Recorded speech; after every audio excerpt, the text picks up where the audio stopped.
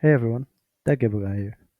I've compiled every bit of my team building knowledge to help newer players understand how to start team building. I've seen a lot of players say that you shouldn't team build when you're new to competitive, and I disagree with that, because team building learns you how teams work, how Pokémons work with each other defensively and offensively. All necessary skills if you're trying to understand how a team should be played. In my attempt to make it as easy as possible, I've divided it down into steps. The first step being, of course, to pick a Pokemon you want to build around. Let's say we choose Cerulege.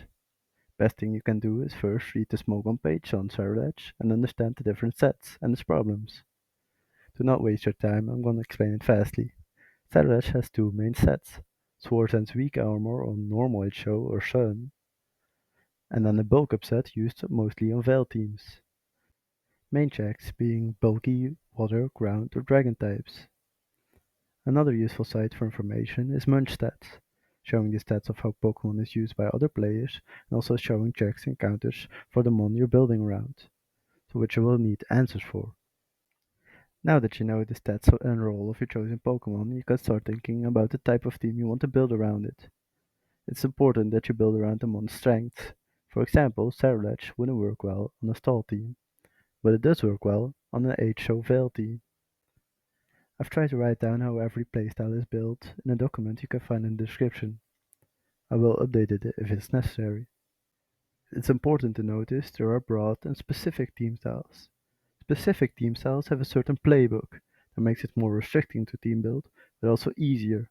I would advise if you're starting out to start with specific categories. For example, for Charlotte, an Aurora Veil HO team is a specific category. So, the core principle of a Veil team is trying to help setup mons have an easier time to set up. The core blocks are Alolan Ninetales for Veil, some setup mons, hazard removal or denial, an answer for Cinderace, and maybe support for the setup mons. Our team now consists of Cerulege and Alolan Ninetales, with Cerulege being a great setup mon and an answer for Cinderace. So for the third step, we start thinking about offensive synergy and breaking power. But for that, I need to explain how offensive synergy works. There are two main ways. First one is where you have offensive mons that can offensively threaten each other's checks. For example, an Ogerpon Wellspring can offensively threaten the Dondozo, Landorus or Great Tusk, which Cerulege has a problem with. The other way is to have mons with the same checks, chip down those checks for each other, and therefore being able to break this check. For example, Rillaboom and Ogerpon Wellspring are both checked by Kyurem, but Kyurem can't keep switching into both these mons without getting killed after a couple times. Thus, offensive synergy is key. You need to ensure that your team can break through different kinds of defenses. The most important thing to consider here is breaking through stall. If your team can handle stall, it can handle other playstyles like balance. Saddledge mainly struggles breaking down defensive ground, water or dragon types. So if I want to fill the slots on this Veil team, I'm looking for other setup mons that help do break these mons, or hazard removal or denial mons. Here it's important to acknowledge that good team builders make different variations of teams, where they try with different mons. For example, you get Swords and Ogerpon Wellspring, Nasty Plot Darkrai, Calm Mind Hatterene Magic Bounce, Iron Press Samazenta for good speed tier, Iron Press Threats with Rapid Spin, Dragon Dance Kyurem, Nasty Plot Golden Go, Calm Mind Rating Ball. There are clearly enough options. But let's say we start with Hatterene. Having setup, Magic Bounce for hazards, and helping against dragon types, this is a perfect addition. After this addition, we're still having a hard time against bulky grounds or water types. So, Swordsdance Ogerpon Wellspring is a great fit too. Luckily, these three can easily break down stall together, so they don't need any other extra offensive support. Now, for step 4. It's important to take a good look at your team. Check the Smogon viability rankings, or just look at the mons in the tier if you're not building an OU. This list will give you a good idea of what threats your team will face and what you need to prepare for. Some Pokemon are more problematic than others, so understanding where the heavy hitters lie can help you avoid common mistakes. Write down what you think your team struggles with and adjust accordingly.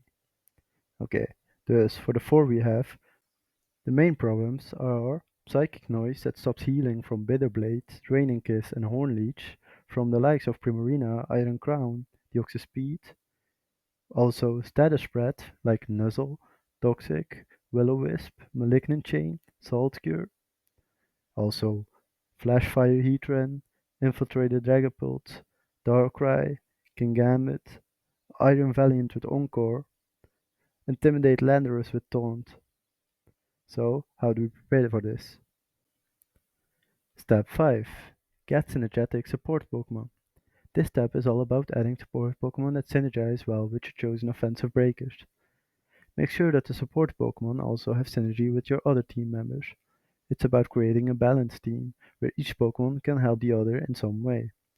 Defensive Iron Press threats, helping with another way of hazard removal and setup, plus Terrain Rillaboom to lower earthquake damage for Iron Threat and Cerulege, plus also giving the entire team more longevity with Grassy Terrain healing, helps the setup mons have more longevity. Then, step 6. Fill out the movesets and EVs. Finally, once your team is taking shape, you'll need to fill out the rest of the movesets and EVs. You can go with standard sets or experiment with sets that suit your playstyle. I'd advise you to go with normal sets, unless you have an exact reason. For example, I want to run leftovers on Cerulege to have even more longevity and an easier time setting up. But status spread would become a larger problem. How do I deal then with Paralyze, Poison, and Salt Cure? So I decided to go for a substitute Ogerpon Wellspring set that has enough special defense for where Petulant after Terra can break the sub, thus being setup fodder for Ogerpon after normally being an Ogerpon counter. I've also decided to run Terra Blast Grass on Cerulege so that it can KO those bulky water and ground types and set up on them. Then there are still 3 general team building needs. First, there's cheese control. Make sure your team can handle unconventional setup or status spread with the likes of Destiny Bond, Taunt, Encore, and switch-ins. Second one is speed. Speed is crucial. Pokemon that can outspeed the enemy can often flip a game in their favor. Think about how you're handling speed control, whether that's through being faster, boosting your own Pokemon speed, using priority, or slowing down your opponent. The third one being inconsistency. Understand that competitive Pokemon battles often come down to a critical flinch, a crit, or a miss. Try to account for these elements and have backup plans in case things don't go as expected.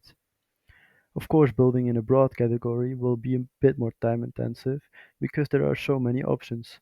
But if you create enough variations and follow the steps, you will definitely get a team you're proud of. And that's it for today's guide on team building in Gen 9 OU. By following these steps, you'll have a well-rounded team that can stand up to most threats in the metagame. Remember, the most important thing is to keep testing your team and adjusting it based on your experiences. Thanks for watching, and drop any questions you have in the comments. I'll answer them all. Happy battling!